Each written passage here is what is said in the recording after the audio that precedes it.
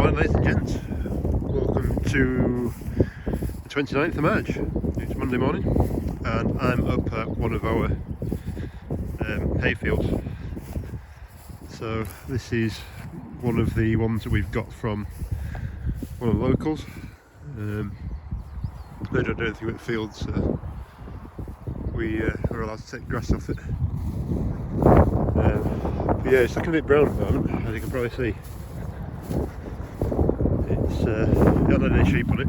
I'll talk about sheep. There's some lambs.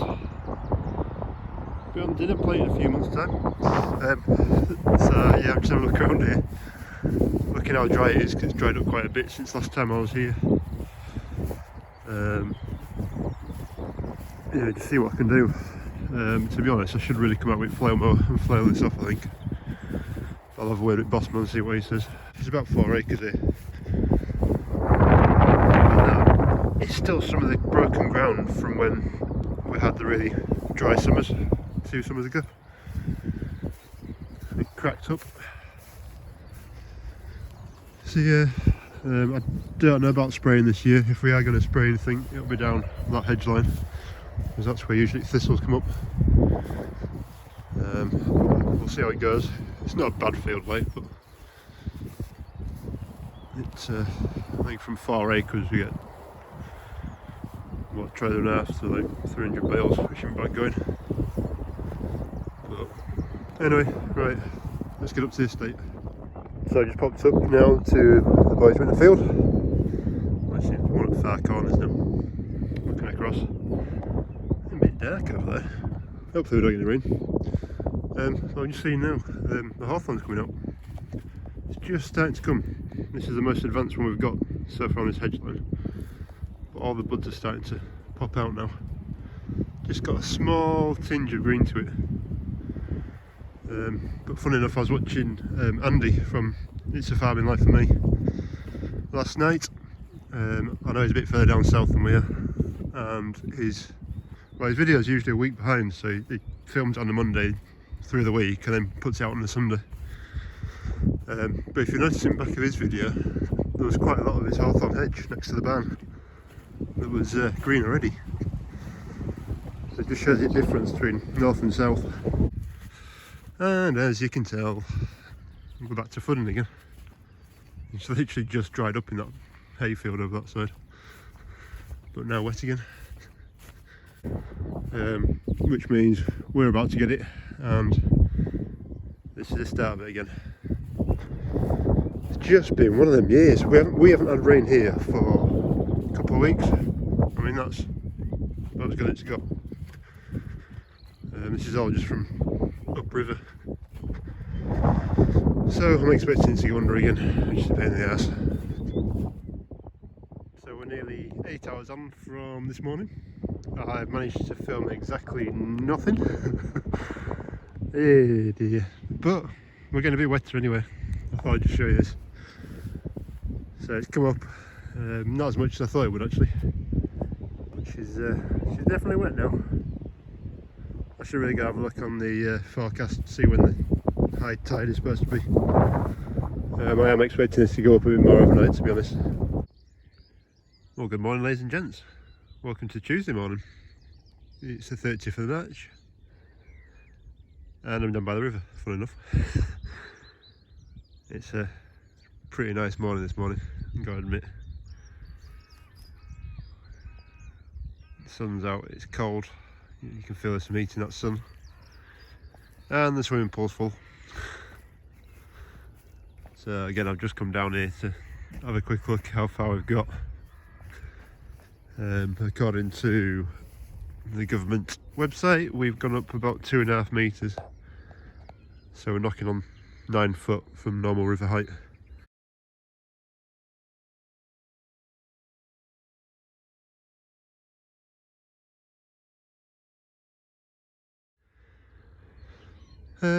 So yeah, it says it's steady. Lines on trees look like it might have gone down a little bit. But obviously it's going to take another 3-4 weeks before this dries out again. It's a proper pain in the ass. This is a field I showed you the other day, the hay field. I've brought the T5 up to there, and I've started flaying this field off.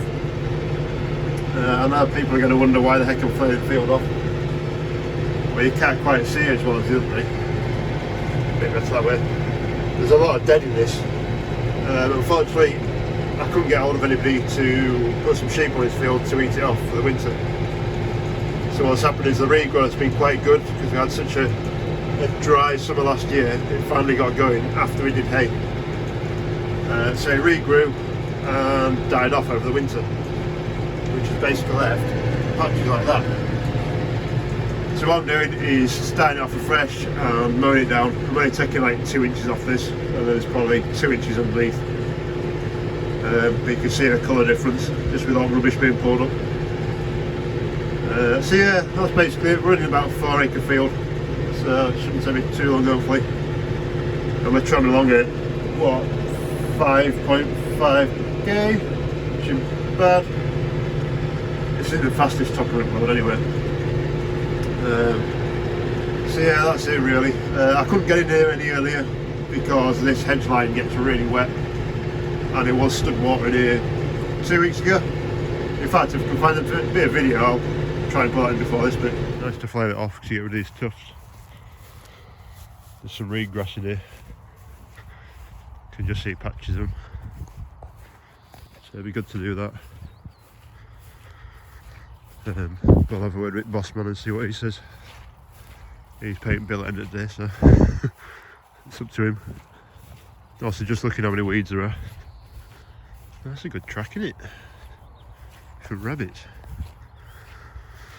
So yeah, sounding a bit wet down this end, like, but we'll see.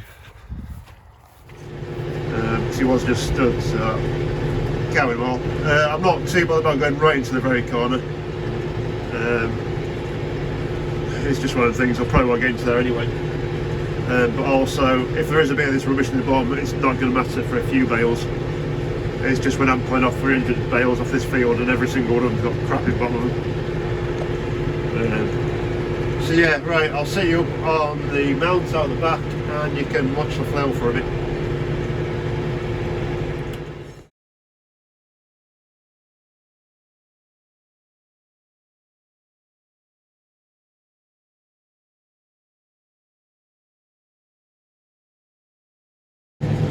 Oh, your mother. That is not what I want to say. That is in my cab. You've just woken up, haven't you? Ah, get out! Out! Out! Out!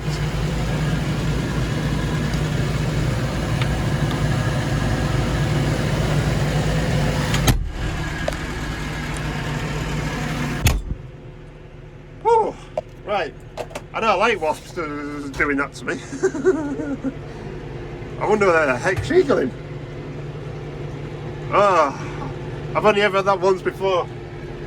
When I was in the MB track when I first got her. And I went for a quick drive in her and I woke up about 3 or 4 wasps. And big queens as well, they're not the little baby ones. Right, I'll reset you on camera now.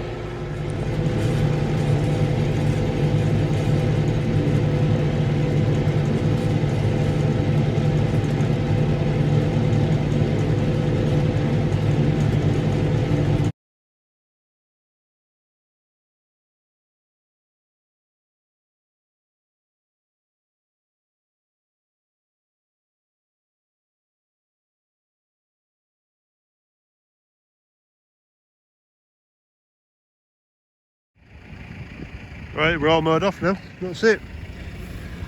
So, there's a little bit on top, not a huge amount. We're just taking out a lot of the bottom stuff. Also taking out a lot of reed grass as well that was here. Not noticed. Well, this is turning into a successful day. My beloved lawnmower. Then we got a box of matches. She's just broken the drive belt to her. Basically it's all belt driven, so there's one big belt running from the crankshaft down to another pulley that goes across. down, through another couple of pulleys, across, down to the motor, which then gives you final drive to your back wheels. And we've just snapped the belt. We've only managed to do 3 breadths round, and she's gone, so we've only just put her back together. She's had new rollers and reground and a bit of paint slapped on her. So, little panel off there to come off, the whole seat needs to come off, spring needs to come off, and then I can't remember what to do underneath. We'll find out when we get there. Seat's off. A great place to put a filter, and that used to live on the bottom of that seat. So this is how we've got in here. So the belt just runs from here down to Nidler and back on. That's another drive belt that goes through and through a shaft, and then down there across and then to the engine. I really hate this machine. Don't know if you can tell.